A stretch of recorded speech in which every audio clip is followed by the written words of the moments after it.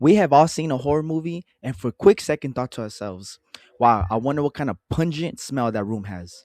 You already know it's stinky, musty, putrid, but you still wonder how bad it truly is. All the while being thankful to experience such events in the comfort of your own home in your bed where I hope it smells better. So, without further ado, let's talk about 5 horror movies that I know smell stinky. And in no particular order, the first movie is going to be Saw 2 by Darren Lynn Boseman. The yellow, disgusting lighting, the STD dripping rooms that they inhabit, their blood coated walls, and how can I forget, every one of those rooms sits a rotting dead body. All this accumulates to such a foul smell. I don't know how they walk around these rooms without their shirts glued to their noses, just like this. To me personally, the worst ranked room has to go either the furnace room where Obi is cooked alive because, well, I don't particularly think that human cooked meat smells good, or the room where Amanda is thrown into the pit of needles, which is called the needle room. Just take a look at this room. The lapidation, the stink, the reek of this room traverses through the screen and into your room. P.U. Also, shout out to whatever room was the opening kill because that one also looks very unpleasant. You know what I don't get? Why doesn't Jigsaw clean the traps that he puts his victims in? Like, suppose this dude had survived this impossible situation, I'm sure he would have died of like an infection 3 days later. How is that a part of his redemption act? Anyways, on to the next one. Wrong Turn, directed by Rob Schmidt.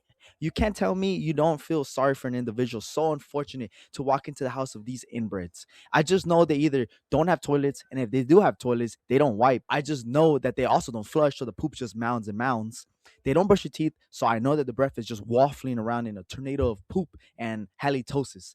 They don't do laundry. BO smells like Element 115 about to break out in the next zombie apocalypse. Shout out Black Ops 1. I know I feel like I'm directly attacking inbreds now, but I'm not. Just these 3 inbreds, as they are murderers, cannibals. So let me continue. I have never smelled a dead body before, but I just know it isn't comparable to flowers.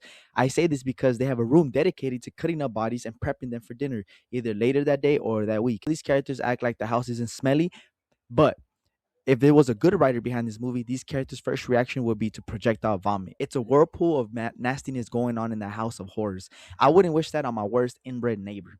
The next movie is The Exorcist. This is the only movie in this list that is only put on this because of one scene. We all know what that scene is, the vomit scene. Okay, let's break it down real quick. First, we have to set a precedent that Reagan is being possessed by Pazuzu, who is a demon. And one thing I know about demons is that if most movies are telling the truth, they have a foul odor to them. From Supernatural to The Conjuring, this is the one thing I learned about demons and possessions. Thing I know is that vomit is just freaking gross. It always smells nasty. Usually it reeks of what you ate. So now imagine or try to imagine the vomit from a body that is possessed by a demon. Also one that hasn't probably been eating, so I don't even know what the hell is coming out of Reagan.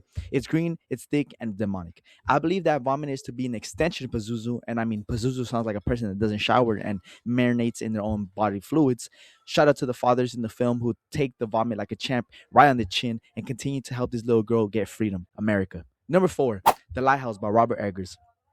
2 men stuck in an island for who knows how long. No woman around, maybe a mermaid. And if you're telling me that's a recipe for good fragrance, you're lying. This movie is probably the only movie that I believe has a consistent stink throughout its whole runtime.